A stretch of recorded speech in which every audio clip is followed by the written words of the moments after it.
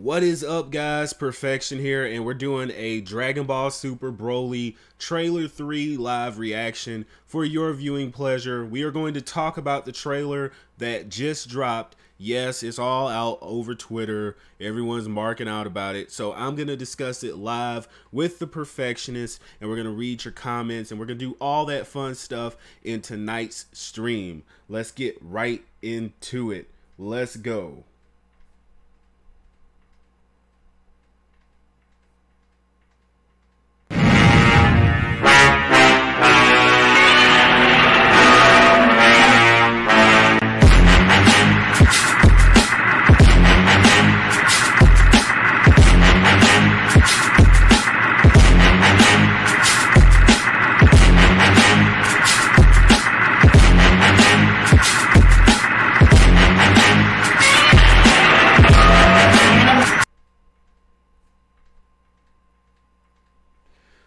Okay, so let's jump right into it. So, of course, as you know, the Dragon Ball Super Broly trailer 3 just arrived. It just dropped. We do have the images for it. And I'm just going to let you know, the usual suspects, the usual shields, they're out in full force tonight. Like, they're already with the hour-long reactions and reviews, even though the trailer just came out. So that lets you know that certain people, certain fans are getting prioritized over other fans in the community. If it don't apply, let it fly for people that are going to have a reaction to what I just said. But to the trailer, honestly, I just see a lot of stuff that's like 80% of the trailer was just scenes that we've seen before. It's nothing that's really new, that's really gonna, wow me, that's really gonna make me say, oh wow, this is the new Dragon Ball Super movie. Like, no, like they're rewashing scenes. So what this lets me know is that what we've seen is the best parts of the movie at this point, and there's nothing else to really offer with this movie. That's just it. Now, we did get a couple of new glimpses at different things that are going to occur in the movie. Like, for example, you can see here that Broly is going to, of course, tank Vegeta and Goku's Super Saiyan God forms, as if we haven't already seen that from other people in Dragon Ball. Like, we've seen this. We've seen people tank Super Saiyan God before, so this is not really something that's shocking. We've also already have seen that Broly in base form is capable of tanking Super Saiyan Blue, so this was really just not impressive at all. And I'm just being completely honest. Some of the scenes were designed to get your eyes on it. Like, they've added a lot of CG to this movie, which I'm surprised to see so many of these fake Dragon Ball tubers mark out over this stuff, because in the past they've criticized the use of CG in Dragon Ball. Like in Dragon Ball, what was it, Battle of Gods? You remember they used a lot of CG for the Beerus versus Goku fight, and most of these people who have these theory channels and these review channels criticize that scene. So with this Broly fake hype that's going on now, let me be clear about something. People have said that, well, you have Broly, or that particular Broly, in your intro. I know, and I do like Broly. I just don't like what's surrounding him, the terrible story, the Dragon Ball minus, the just everything else is what's kind of dragging him down. And yeah, I see you guys in the stream. Welcome to the stream. Black Buddha Gaming, Rashad Pendleton, Pure Bond, Alejandro, what's up? Welcome to the stream. Of course, we're discussing the Dragon Ball Super Broly Trailer 3 mess, and it is in fact a mess. Now, again, I'm not gonna pretend like I was completely not hype. I'm not gonna pretend like that's the case.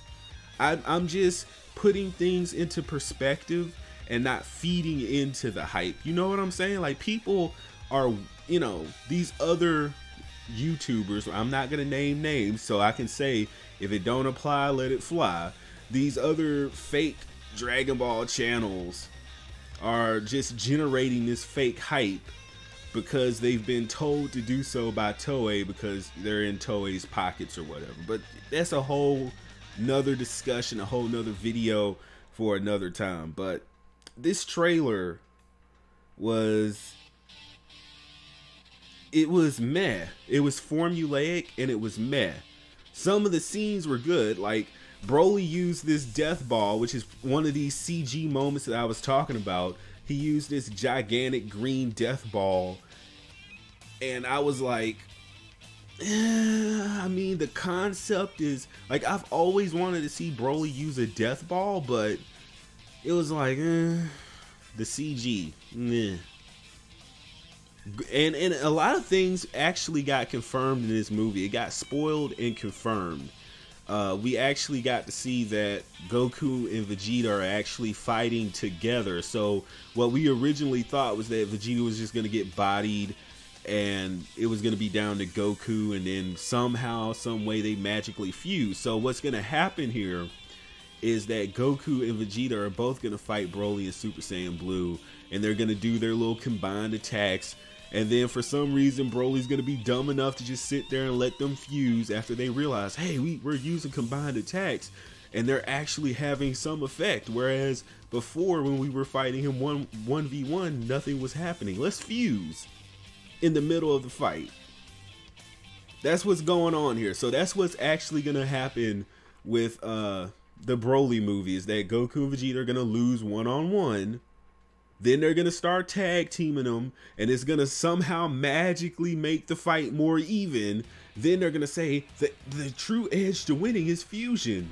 And just for some reason, instead of getting Patara earrings, we're going to do the dance so we can get Gogeta and get him some airtime. That's what's going on. That is what's about to go on here. Welcome to the stream, Kaioken Panda. I see you. What's up, Castile Warrior? I know, I mean, man, I wanted something different for this movie. Like, Gogeta is definitely gonna ruin this. But also, what we saw, and it's something that not too many people saw coming, but it kind of confirmed something else that I thought. We see that Whis is going to fight Broly. So everything is panning out. I'm not exactly the way that I thought, but I can already see this movie going where, like, Vegeta and Goku get beat. Like, yeah, they get some higher ground against Broly when they start fighting together. But what's gonna happen is that Broly is gonna go LSSJ. He's gonna knock both of them out, and then Whis is gonna buy them time by fighting Broly, but not trying to kill him because he's not gonna interfere in their conflict, even though he's directly interfering by fighting him. And then that's gonna buy them time to learn fusion, use fusion, and then go Super Saiyan Blue and beat Broly in like one hit. That's just where I'm seeing this going. So that's why Whis is involved at all. Now, if Broly does something cool and he beats Beerus, that won't completely make up for what's about to happen. That'll kind of be like a cool moment where Beerus gets taken down a peg and knocked off his high horse. But, I mean, everything else is just terrible. And this is just my hot take on it. I have had a few moments to think about it. I saw the trailer, I thought about it. Watched the trailer one more time, thought about it, and I was like, yeah, this is meh. Yeah.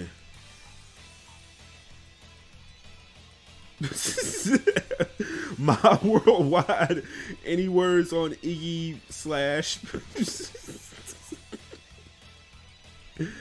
Oh boy.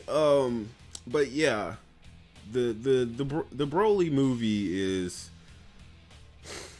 And I hate saying anything negative about anything Broly related, but people are gonna mark out for this movie until the masses kind of give their opinion about it. Because right now, the way things are, it's the typical Dragon Ball flow of events. Right now, those hand-picked individuals that get spoon-fed the leaks first, so they can make their theory videos about it and their reaction videos about it. They got 30-minute reaction videos for a trailer that just dropped like 10 minutes ago. That's magical. But these content creators that get this content spoon-fed to them early, their opinions, their reviews are already bought for a certain amount of time. So what's about to happen is all this shilling, all this, you know, corporate butt kissing, all that is going to go down until the masses kind of say yay or nay on the Broly movie. People are already pissed off with the minus stuff, and if Gogeta comes in and does exactly what people think that he's going to do, instead of Broly surviving to be a recurring villain or a recurring character, then people are going to be pissed off at that. And once the community has an undeniable consensus that can't really be overturned no matter what, these same people that have been shilling this movie, I'm a fan, not a shill. Now, the difference between a fan and a shill is that a fan, a true fan, can point out the negative points of something and critique it and, you know, give an honest opinion about it. Whereas a shill, their opinion is bought, so they better say everything positive about this production no matter what. And then after that certain amount of time passes, then they try to join the bandwagon like, yeah, so-and-so sucked. It was like whatever. I was just saying that because I was caught up in the heat of the moment. That's going to be the way that they come into the bandwagon of hate or acceptance that this movie gets. Just like with Dragon Ball Super, right? Everyone was kind of just like, yeah, Dragon Ball Super sucks. And right up till it ended, all the little other channels were doing the same thing until it just became an undeniable consensus that Super was lame, and then they tried to hop on our bandwagon and act like they were saying that it sucked all the time too. But anyways, this whole this scene right here, like I said, Broly looks great, but for some reason they're not doing the dome energy. They're not doing the dome key energy with Broly, which is like a major component of his character. Like that whole, and for people that don't know what I'm talking about, Broly doesn't have a typical key charge like other characters. When he charges his key, or a certain aspect of his key is sort of like Gaara. He has a key shield that he can deploy, a key barrier, if you will, that's unique from other characters.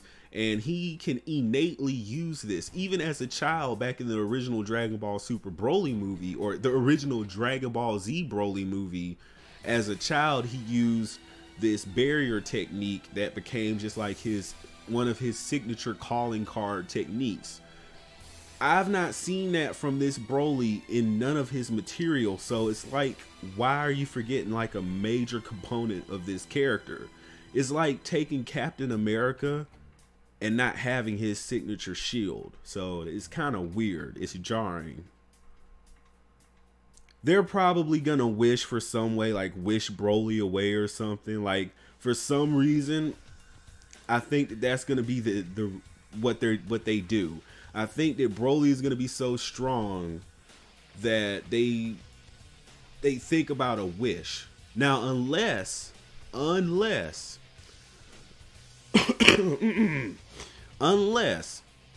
Broly defeats Beerus and kills Beerus, and that's the reason they have to use the Dragon Balls, that wish thing is just gonna be a dud. I feel like, haven't we been burned by wishes before? Like everyone was wondering what the wish was for the revival of F stuff, and it just turned out to be like whatever, like nobody really cared.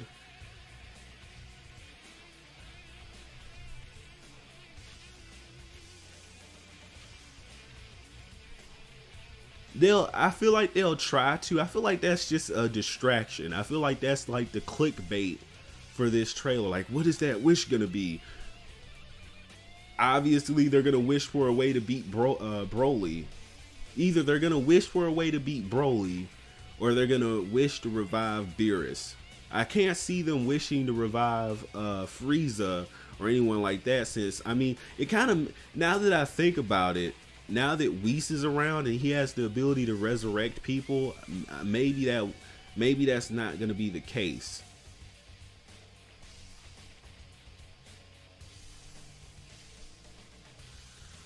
I just don't know. I just don't know with this.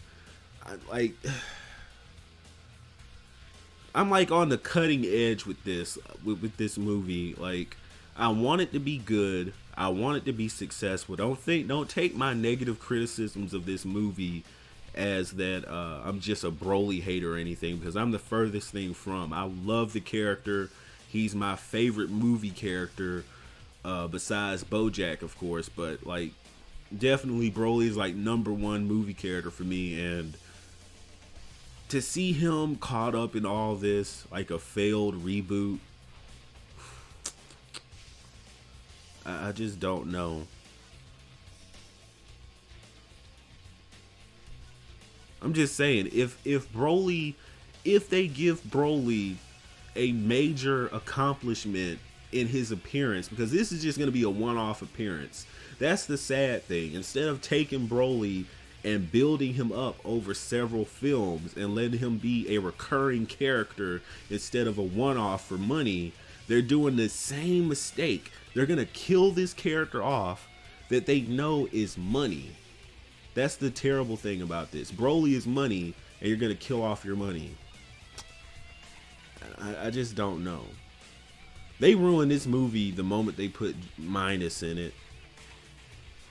Like, people are calling out the fact, I don't have this screenshot right now, but people are calling up the fact that Frieza has his armor back when he deploys the death ball on planet Vegeta, which honestly is kind of a moot point to me, because it's still the fact that Bardock is the cowardly scientist that people don't like from Dragon Ball Minus, and the fact that he's not there to confront Frieza, it's still like whatever, like meh. It's like meh to me right now.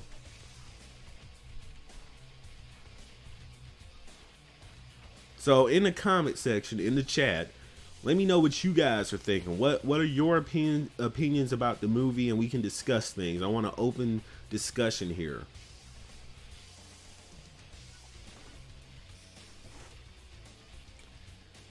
No. The scientist thing, and I know what you're referring to, because in the Dragon Ball Z dubs, Vegeta, refers to Bardock as a scientist, but no. In the Dragon Ball Minus manga chapter, right, they actually do make him a scientist. So that hardcore warrior Bardock that we're accustomed to from the Bardock special, they completely nerfed that. They struck it from the canon. They rebuked it, if you will, and they actually made the scientist thing real. So yeah. And because it's a Toriyama creation, people are singing the praises that it's canon. So it's like, eh.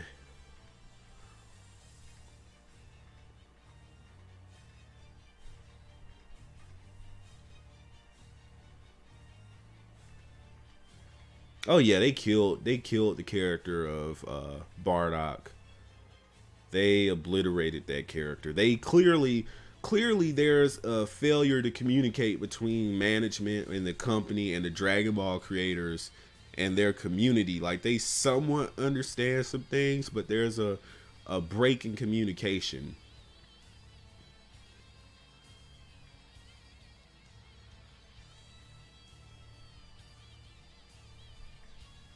All right, cool, Mob Worldwide. I'll see you later, bro.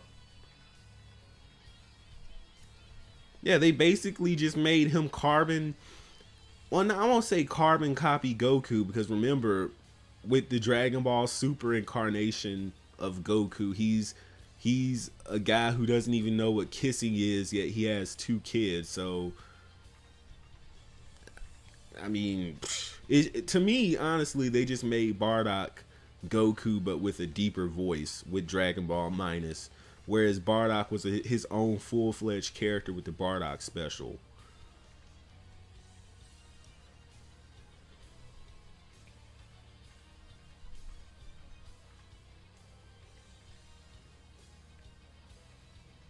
honestly, the only remarkable thing that they've done is that they somewhat know the sizzle scenes that people like from the other movies. So that's all they've done is kind of with this movie, the real attraction to the Dragon Ball Super Broly movie is that, look, hey, we know all the scenes that you love. Look at this new animation of it. Look at how Goku's getting his face dragged through the rocks just like Gohan in that other movie. Look at how Broly looks like he's powering up, and it's exactly like the first movie. But then it's like, guys, you don't get it. Like, this is supposed to be a reboot. The point is to do it better, not try to redo it and show us that you know your own work. That's exactly what they're doing here. They're trying to show us that, hey, we actually remember some of our movies. We're going to remake those moments again and again. For what reason, I don't know.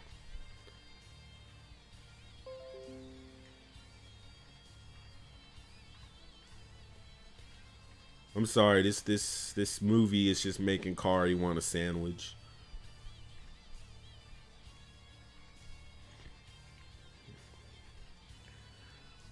Yeah, what they're doing here, and it's a dreadful mistake, but they're trying to reinvent the wheel, and they're trying to fix something that's not broken.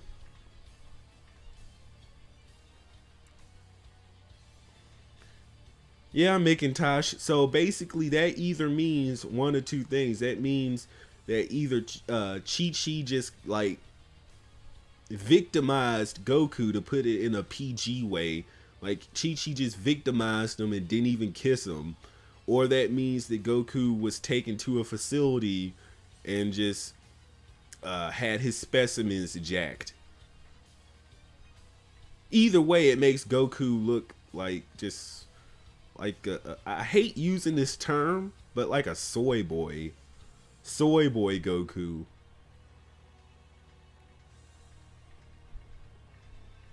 Like, if Chi-Chi actually did it naturally, she must be the most evil chick ever. Like, no, like, you didn't even try to kiss the man. You didn't take him to dinner. You just took him. Like, that's shameful. Just like this movie is shameful.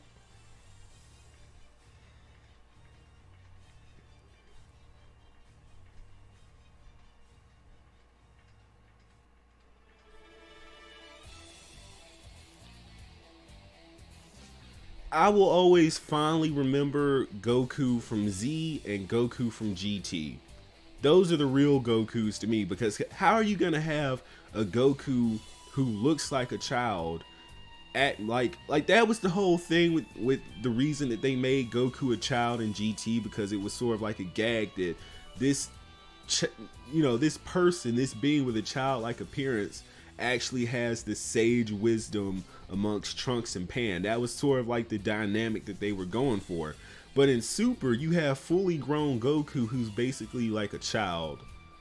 Like, he can't even hold he can't even hold it. Like, he was going to Whis' planet and he has to ask for a bathroom break.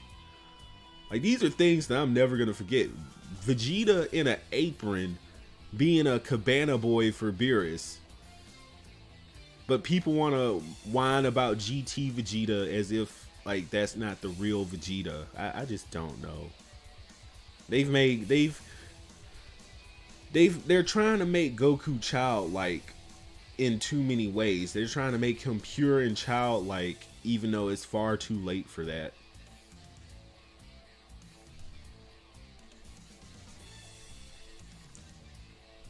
But again, if you're new to the channel, we are discussing the Dragon Ball Super Broly Trailer 3 failure that is coming to theaters near you. The Dragon Ball Super Broly butchering that is going to, completely obliterate the Broly character. If you would like to, you can hit that subscribe button, click the notification bell to, become a part of shows like this. Of course, I'm the #1 anime gaming, Dragon Ball, and XENOVERSE channel on YouTube. And I felt like it was necessary for us to have a open discussion, a open community discussion with all of the other perfectionists, the Dragon Ball fans, to see where the community, where their head is at with the Dragon Ball Super Broly trailer 3.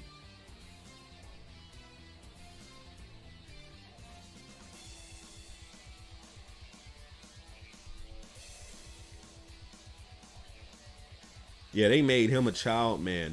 Now, with Goku in the original Z, he was still mature, but the way that I interpreted Goku, especially with the performance for the Funimation dub, they portrayed him, at least in those slice of life family moments, he was like the cool dad. Like the way that Goku and Chi-Chi worked in the Funimation dub is that Chi-Chi was obviously the disciplinarian and Goku was the playful, I'm your friend type dad, but he wasn't childish. Like, of course he's not a scholar, he's not a rocket scientist, but he still had, you know, an adult level of intelligence.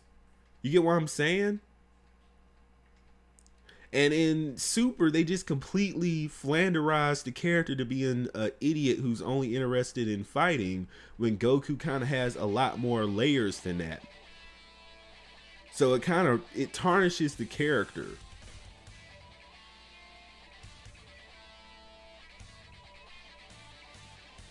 No, I'm letting you know, Whis is going to be what buys them time. So Whis is basically replacing Pikkon in all this.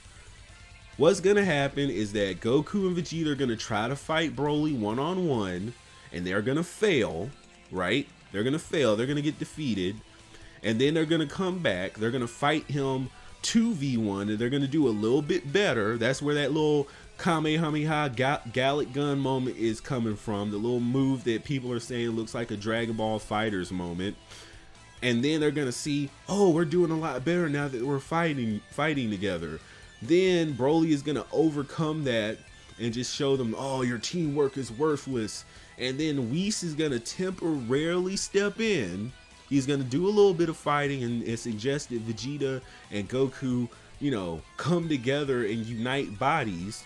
And that they're going to, you know, just buy time for the fusion. And Goku's going to teach him the fusion dance in that mid-conflict. And he's going to fuse and he's going to beat Broly, kill Broly, which is a terrible thing.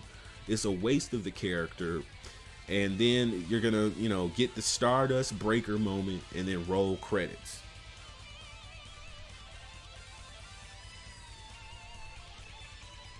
No, we're gonna call it Soy Boy Super. Soy Boy Goku, the adventures of, not Son Goku, Soy Boy Goku.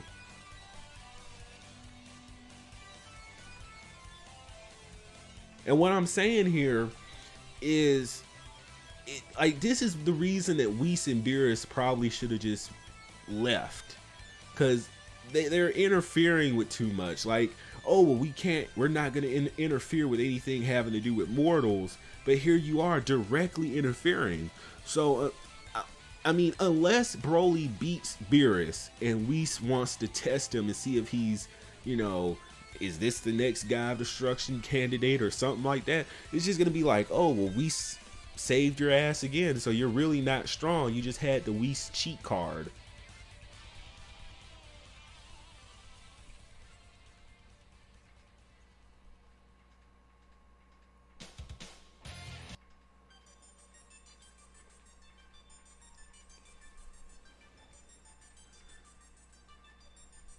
I don't know if they took the Xeno button away from Goku. I don't know. I think that was honestly just a single-use thing. Like, I don't know. I don't know.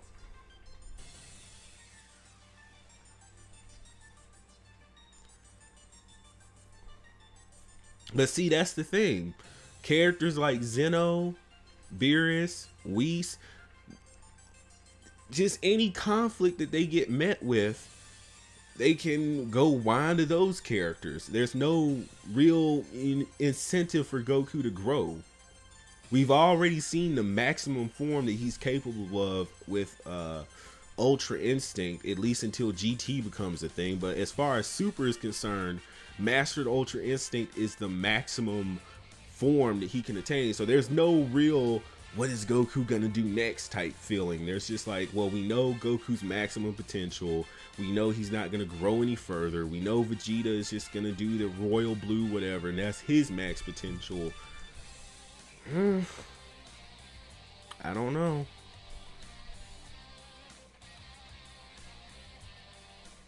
I do not know. I don't know what's gonna happen.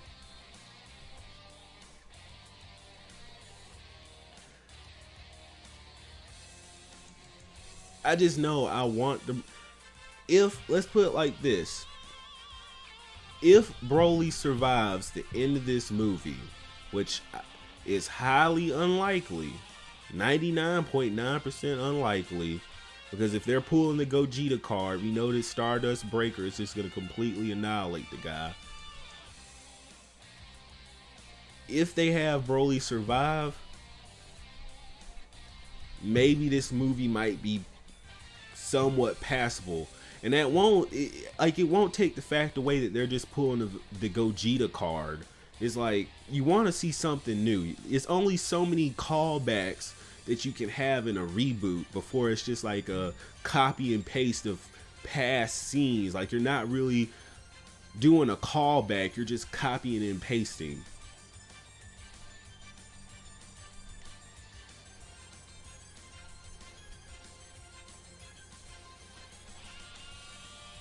Yeah, Beerus told him that, but look at what Beerus has been doing. He's doing the opposite. Him and Whis are intervening yet again. And it's really only because they didn't have time to make Pikkon a thing in Super, so they're just replacing Pikkon with Whis.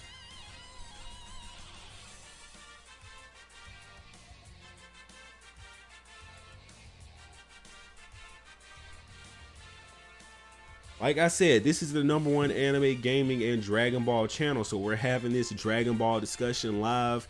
Again, this is an unedited, unfiltered opinion.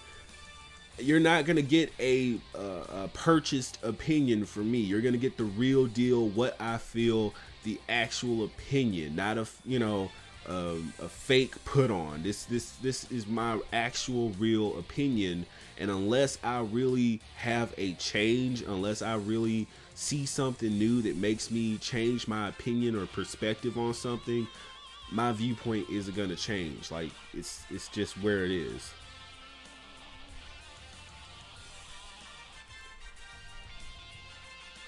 Custom Kick Gaming, who cares?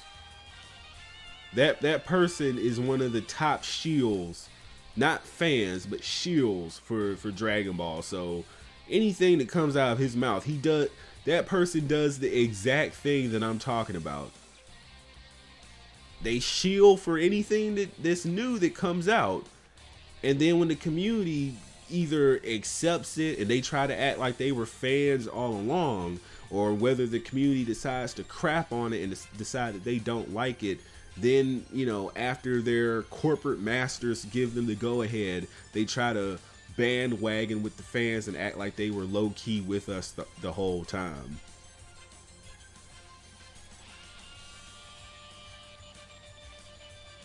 But I don't like the fact that the person had the privilege to have access to the movie ahead of the other fans. Like, you can understand that actors, that people that worked on the movie got early screenings, and hell, you even understand that movie critics, like actual movie critics, like Fox critics and whoever, you understand that they get early screenings so they can write their early reviews. But everyday fans that just happen to have channels or social media accounts that get treated like first class citizens while the other fans get treated like they're second class is just completely disrespectful to the entire community.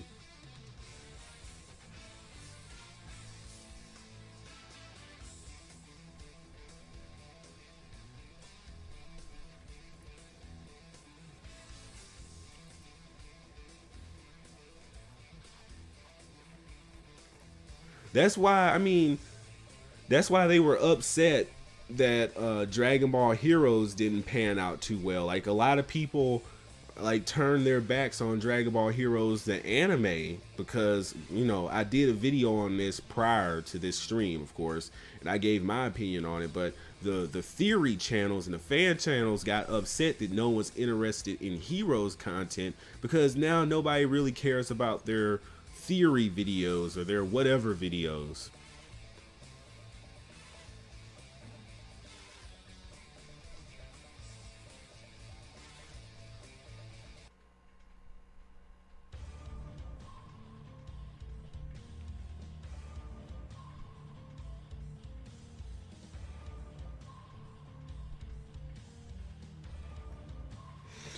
I don't know. Personally, and this is my opinion of Dragon Ball Heroes overall, and again, I'm giving honest opinions. Personally, I'm okay with Dragon Ball Heroes. Okay? I won't say that I like the fact that it's short, but I can appreciate the fact that it's short. I already knew what it was getting into it, that it was a promotional anime, so I knew what to take serious and what not to take serious, and I kind of scale out my expectations accordingly. So personally, I'm okay with Dragon Ball Heroes. It hasn't done anything. I mean, it's met my, you know, standards to a certain degree. Like, there's no Mary Sue's. It's decent animation. Honestly, if you look at it, Dragon Ball Heroes has had a clean track record with animation, as opposed to Super, where people can just find thousands upon thousands of trash frames that show you that nobody really cared about the production of that show till the Tournament of Power with Jiren and Goku.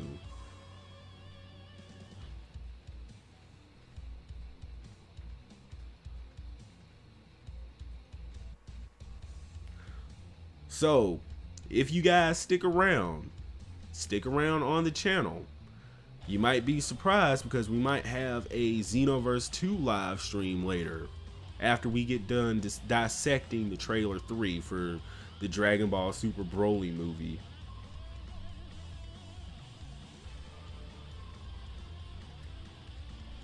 Yeah, Cumber, he's okay. Personally, I like Broly over Cumber, but yeah, you know, Cumber is pretty cool. I think they went a little bit far trying to make him this ancient or old school Saiyan who just, you know, conveniently has the ability to corrupt other Saiyans. That, I mean, Saiyans were already corrupt. You get what I'm saying? Like, Saiyans were already ruthless warriors. So, but again, modern Dragon Ball is trying to make the ruthless Saiyan image of the, you know, the basic Saiyans. They're trying to do away with all that and trying to make all the Saiyans look like goody two shoes, like with the reimagining of Bardock.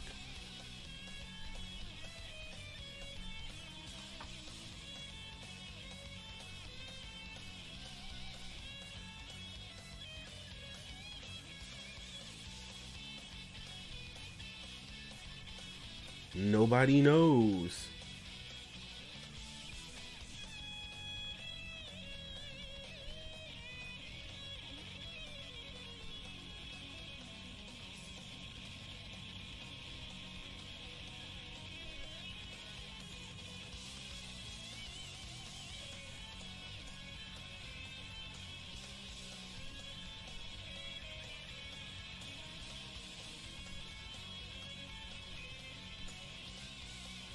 Yeah, Dragon Ball has really, you know, it's been serialized, commercialized a little too much, but you can somewhat understand because it's a major thing in Japan, so it's a major thing here in the US too.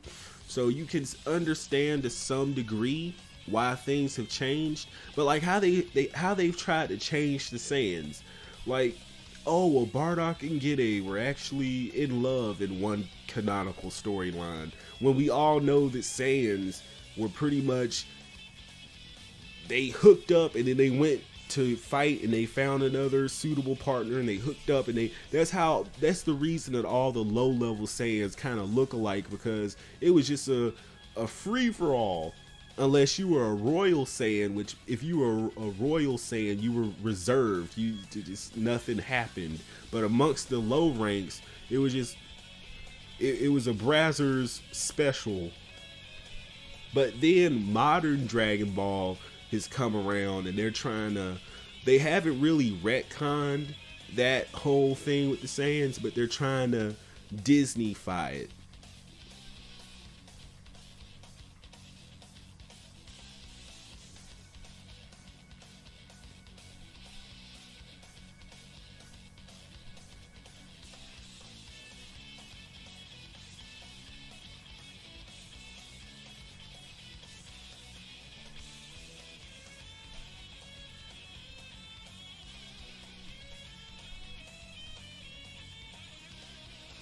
Okay, so the editors, yeah, I think the editors might be partially to blame. Because back then, the editors knew how to kind of rein Toriyama in, and the editors are actually responsible for some of the, like, I'm not taking anything away from Akira Toriyama. He's one of my most influential people, you know, that's a part of my continuity because I love his content, obviously, but his editors are to attribute to some of the most explosive events in Dragon Ball 2, because you have how the Cell's saga panned out because of the editors. We wouldn't have had 17 or 18 if it wasn't for the editors. We wouldn't have had Perfection Cell if it wasn't for the editors. The Buu saga wouldn't have happened unless it was for the editors. So we need those editors from back then that had a good head on their shoulders, that, you know, they had the pulse of the community. They knew what we wanted. These new editors they're the issue.